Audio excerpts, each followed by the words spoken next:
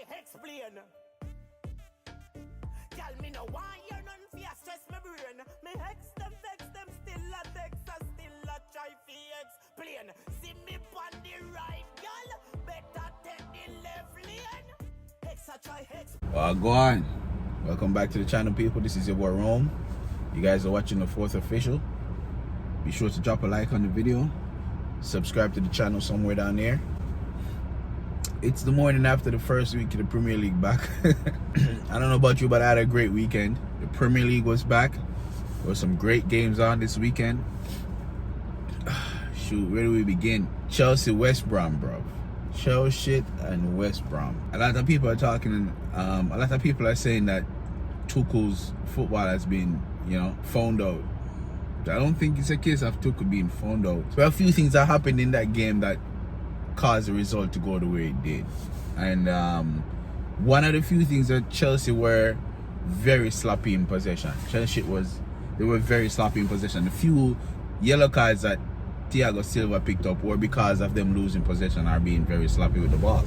So that caused the game to go in this report. I mean, Thiago, you cannot argue that the fact that Thiago got a red card affected the way Chelsea wanted to play, and that in essence shows how the way I think Tuchel was horrible in his decision making after Thiago Silva got that red card. Because why would you continue to play 3 in the back, 2 advanced wing backs, if you just picked up a red card to one of your centre backs? It doesn't make sense. You take off a striker, bring on a defender, and start playing 4 in the back. Actually, you wouldn't even need to bring on a defender because you already have 2 defenders on the field. So you just take off a striker, right? Or even adjust your team at that point, because you wouldn't have to take off a striker. Just adjust your team and say, okay, we're going to play 2 in the back right here, whether it's Christensen and Zuma, and have the 2 right backs just sit back and actually play right back instead of right wing back. Try to adjust your midfield, because they still have violent midfielders, right? You'll be short a player, yes, and maybe there's going to be some adjustment, but Chelsea should have adjusted their team accordingly.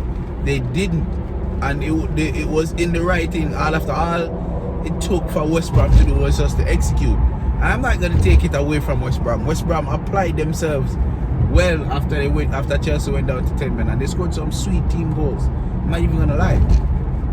But the impetus was on Tuchel to change his team to fit the occasion after the red card. That didn't happen, bro. And then it looked like Pulisic tore his hamstring again. Now, Pulisic, we know, is made from matchsticks, right? Breaks just like that. He's the Eric Bailly of Chelsea. He's made out of matchsticks. He's constantly injured, bro. This man is in a hospital with more than the bed sheets, bro. And there seems to be, I don't know if his career is ending right now. He's coming to an end at Chelsea, because, I mean, the manager wanted to take off Werner and leave him on the field, but he came back and said, listen, I've done my hamstring. It's just what it is. The football this weekend was at times lethargic because of the fact that these guys are majority of these guys are just coming back from international duty. So it's kind of, it's kind of hard to get back in flow just like that. Liverpool won, finally, but they beat Arsenal, so it's like, beating a team of relegation. Yeah. Arsenal just seem like, I don't know, bro, they're just a shadow of themselves, and that's what I'm worried about being a Manchester United fan. Knowing how big and how bad Arsenal was and how horrible they are now, as a Manchester United fan, I never want to get to that point. I know we're second in the league. I know we're struggling to be as dominant as we were a decade, 2 decades ago, but still, bro, look, seeing how Arsenal are right now, it's just, and that's what happens with mismanagement, bro. That's what happens when you take so much for granted, no investment. You want to live off of your history. I mean, you continue to live off the past, and then before you know it, the future catch up to you and you're just shit. Which is exactly what Arsenal is right now, bro. Next hot topic is Tottenham at Spurs. I mean, these guys, they drew at Newcastle. Newcastle, bro. Like, let's be honest, Newcastle fighting to get to not be relegated. Tottenham should have been winning that game. The chances them man getting the game, bro. Of course, they still have to be depending on Harry Kane to score.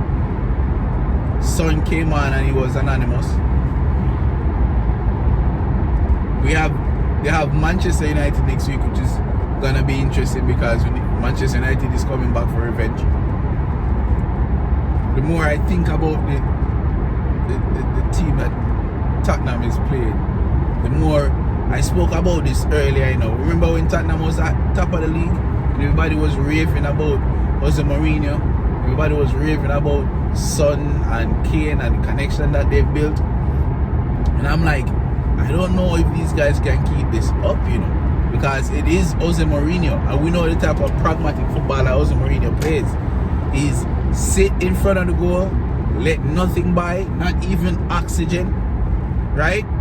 Get a goal and then get even tighter. The boss mentality that Jose Mourinho has been pushing his entire career, bro, is finally catching up to Mandem. And honestly, to be quite honest, it has been dead football. And I'm hearing now that he's lost the trust of the dressing room. Plus, you've heard his press conference. This man was livid, blood. He was upset. It was cussing. Typical Jose Mourinho, though. You don't get the results you want, your players are at fault.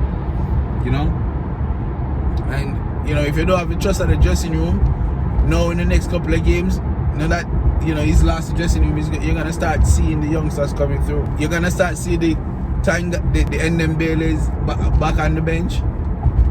The guys that he wants a scapegoat.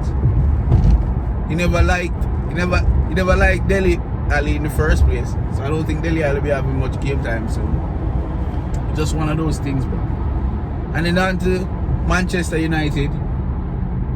2-1 Brighton.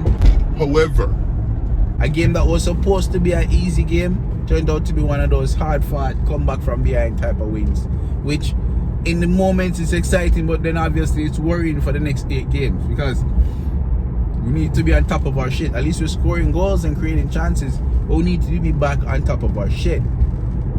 Meaning, one chance Brighton had in the first half, 1 goal. Defending was horrible. Wan-Bissaka was nowhere. We didn't just make Welbeck run in blindside, boom, goal. And it was annoying, bro. This game had me on edge the entire time. But I must say I'm glad we won. We got the victory and that's all that matters. Couple talking points. Pogba is back. He started. The last video I made about Pogba was that the news that we had was that he was leaving. Mino Raiola was shopping him all over Europe. Now we're hearing that Pogba actually might sign a new contract. Not because he wants to stay or because he's so in love with the project, but because nobody in Europe can afford his wages, blood. Think that through for a second.